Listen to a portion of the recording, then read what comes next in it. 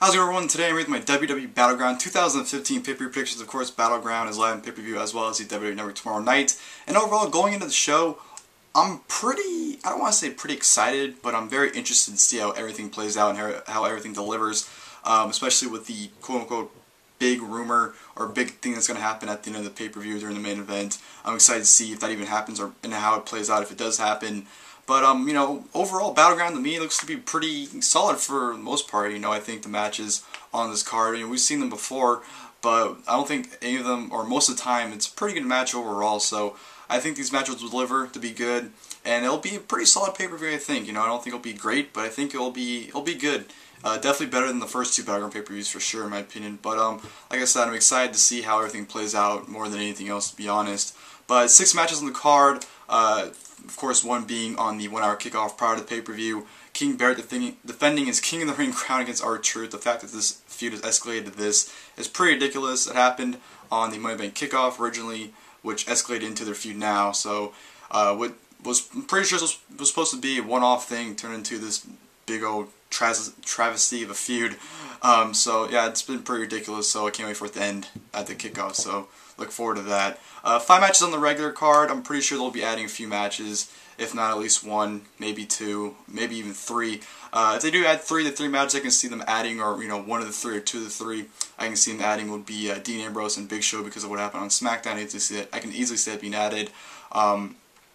A rubber match between Cesaro and Rusev, I can see it being not happening, or a rubber match between Neville and Stardust. So I can see either of those 3 matches being easily added on. A match that was supposed to be on the card but got called off because of injury was a triple threat match for the Intercontinental Championship. Ryback versus The Miz versus The Big Show. Supposed to happen. Ryback got injured on Raw, therefore the match got cut. Hopefully they do this match on a random, one of the random Raws coming up, because I do not want to see that match get pushed off onto SummerSlam. So hopefully they end up doing that on a Raw or something down the line when Ryback's cleared and they end up doing the match. So sucks that match got called up, but I can't really say it's a miss for the pay-per-view because I don't think anyone was even looking forward to that to begin with. So no big deal there. But the 5 matches we have, of course, will be the Primetime Players defending their tag team titles against the New Day.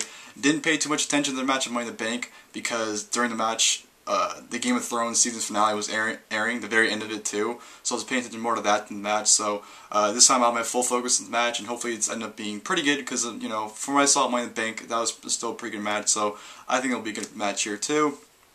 We'll be getting Roman Reigns versus Bray Wyatt. Don't think anyone really cares for this match. I think when Bray Wyatt cost Roman Reigns the Money in the Bank briefcase, I think everyone was excited, but immediately disregarded it when Sheamus won. So, I think they'll put on a good match, to be honest, but I don't think it's anything people are going to care about. We'll be getting Randy Orton versus Sheamus. We've seen this 1,000 times. I think the match they had after WrestleMania 29, when the crowd wasn't into it, I think this what started the whole thing where people don't care about the match. If you look back at their matches at SummerSlam 2010 and Hell in a Cell 2010, they had a really good match there, and their Hell in a Cell match is very good too. So I think they're capable of putting on a really good match, but it just all depends on if the crowd can actually pay attention and focus on it. So it's interesting to see how the crowd react and how they'll deliver in this match too. Then we'll be getting the John Cena versus Kevin Owens 3rd chapter of their rivalry, this time for the United States Championship. The first 2 matches were awesome. The Elimination match was fantastic. Their Money in the Bank match was absolutely amazing. Mind-blowingly amazing, should I add. And I'm looking forward to this 3rd match. It's going to be really good. This time the title's on the line. Cena won the 2nd match. Owens won the 1st match. So it's going to be interesting to see who wins the 3rd match and final match, most likely, in their feud. So I'm looking forward to it. It should be an awesome match. And it's going to be a lot of fun. And then, of course, we have our big main event, which is Seth Rollins defending the WWE World Heavyweight Championship against Brock Lesnar. Of course, this match being almost a year in the making, since Seth Rollins tried to cash in on Brock Lesnar at Night of Champions last year. Seth Rollins was involved with Lesnar in a triple threat match with John Cena at the Royal Rumble. Then, of course, Rollins cashed in against Lesnar and Reigns at WrestleMania when he won the title. So this match has been almost a year in the making. I'm absolutely looking forward to it. Both these guys are absolutely awesome. I think their style is going to clash awesomely. Seth Rollins being the high flyer, being very agile in the ring and just being very quick, and Brock Lesnar almost mirroring it. He's not much of a high flyer, but he's very agile and he's very quick in the ring too. So I think their styles are going to mesh very well together, and they're going to put on an absolutely awesome match. So I can't wait to see them go at it. But yeah, that is the match card for Battleground. Like I said, not a whole lot going on, but I do think what we do have, it will deliver for the most part, I believe. So enough of me rambling on, and let's get to my predictions. Kickoff King of the Ring crown match. 2015 King of the Ring winner King Barrett versus R-Truth. The fact that this feud's been going on as long as it has been absolutely ridiculous. Not doing any guy's favor, especially King Barrett, who should be doing bigger and better things than feuding with R-Truth. When it comes down to it, hopefully King Barrett retains the King of the Ring crown. If R-Truth wins it from King Barrett, then making Barrett King of the Ring is completely and absolutely seemingly pointless to begin with. So I think it would be really ridiculous if they do that. So with that being said, definitely King Barrett will be my pick to retain the King of the Ring crown. Randy Orton versus Sheamus. This match could go either way in my opinion, but I do think Randy Orton definitely is a favorite to win, so I'm definitely going to pick him. Sheamus, I know he's Mr. Money in the Bank, he has a briefcase, but you know what?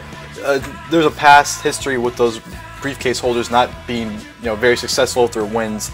I know Seth Rollins was built very, very well, but I don't think Sheamus will be nearly as well built as Seth Rollins was. I think this match will be a good match overall, but I do think at the end of it, I think Randy Orton will get retribution on Sheamus and win the match. WWE Tag Team Championship match. WWE Tag Team Champions, the Primetime Players versus the New Day.